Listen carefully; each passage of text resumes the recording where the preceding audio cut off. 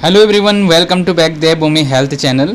तो आज हम बात करने वाले हैं रेनकैप्सूल सिरप के बारे में और जानेंगे इसके यूज़ के बारे में, इसके डोज के बारे में, इसके साइड इफेक्ट के बारे में। तो आइए वीडियो को शुरू करते हैं। यदि अभी तक आपने हमारे चैनल को सब्सक्राइब नहीं किया है तो क्रिकेट चैनल को एक बार सब्सक्राइब कीजिए, लाइक कीजिए, शेयर कीजिए, साथ में बेल आइकन को प्रेस कीजिए ताकि हमारे आने वाली वीडियोज़ की नोटिफिकेशन आप तक पहुँचती रहे। तो आज हम बात करने वाले हैं रेनकैप्सूल सिरप के बारे में, जो कि 200 ml की इसकी पैकेजिंग होती है और 100 ml में भी इसकी पैकेजिंग आ जाती है।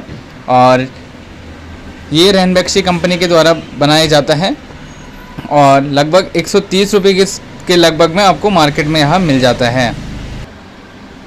इसके कंपोजिशन के बारे में बात करें तो इसका कंपोजिशन आप देख सकते हैं। पायरिडॉक्सिन हाइड्रोक्लोराइड्स 0.75 mg और निकोटिनामाइड 15 mg, साइनोकोबालामिन 2 mcg जिसको माइक्रोग्राम कहा जाता है, और लाइसिन हाइड्रोक्लोराइड 37.5 37.5 mg, और ये इसका कंपोजिशन होता है। तो ये एक बी कॉम्प्लेक्स सप्लीमेंट सिरप है और इसमें आप देख सकते हैं लाइसिन के लिए, ये लाइसिन के साथ आता है। और इसके यूज़ के बारे में बात करें तो इसके बहुत सारे यूज होते हैं।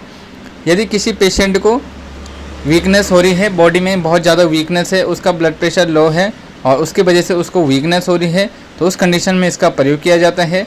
यदि कोई पेशेंट खाना नहीं खा पा रहा है किसी भी कारण से, उसको यदि कोई बुखार की वजह से वीकनेस हो रही, उसमें खाना नहीं खा पा रहा है, या ऐसी कोई गंभीर समस्या हो रही है जिसमें पेशेंट खाना नहीं खा पा रहा है, तो उस कंडीशन में इसको दिया जाता है।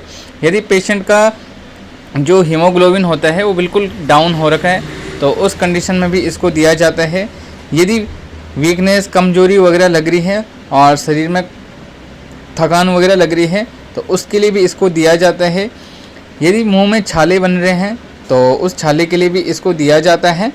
तो ये इसका यूज होता है जब भी वीकनेस वगैरह लगती है, कमजोरी लगती है। ब्लड प्रेशर लो में के पेशेंट में सबसे अधिक ज़्यादा मात्रा में दिया जाता है और ताकत वगैरह के लिए इस सिरप का प्रयोग किया जाता है, जिससे पेशेंट इसको लेने के बाद खाना खाता है और उसको बॉडी में एनर्जी मिलती है।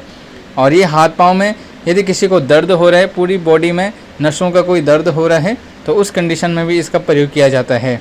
अब हम इसके डोज के बारे में बात करें तो यदि एडल्ट है तो 10-10 ml सुबह शाम ले सकते हैं, और यदि कोई 10 साल से ऊपर का बच्चा है तो उसमें इसको 5-5 ml सुबह शाम दिया जाता है। और उससे नीचे के बच्चे को ये 100 ml के सिरप की पैकेजिंग आती है, उसमें आप दे सकते हैं।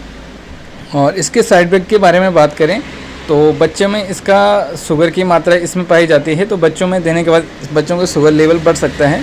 तो जब भी आप बच्चों को दो तो उसमें लिमिट मात्रा में बच्चों को दो। यदि पेट में कोई इन्फेक्शन हो रहा है तो उस कंडीशन में इस सिरप का प्रयोग ना करें। ज़्यादातर इसके साइड इफेक्ट नहीं हैं। और यदि इस सिरप को लेने के बाद एलर्जी हो रही है स्किन पे तो इस सिरप का प्रयोग करना बंद करें। तो ज़्यादातर इसके साइड इफेक्ट नहीं देखे जाते हैं। यदि आप लंबा समय तक इसको ले रहे हो तब इसके साइड इफेक्ट दिखाई देते हैं, और यदि आप 1 हफ्ते तक इस दवाई को ले रहे हो तो इसका कोई साइड इफेक्ट नहीं दिखाई देता है।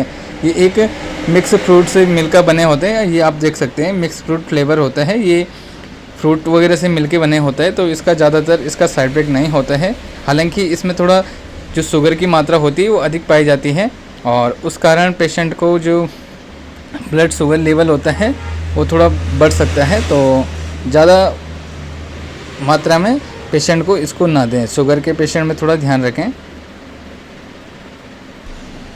तो ज़्यादा इसमें घबराने वाली बात नहीं है, आप इसको नॉर्मली दे सकते हैं और 1 हफ्ते तक आज इसको यूज कर सकते हैं।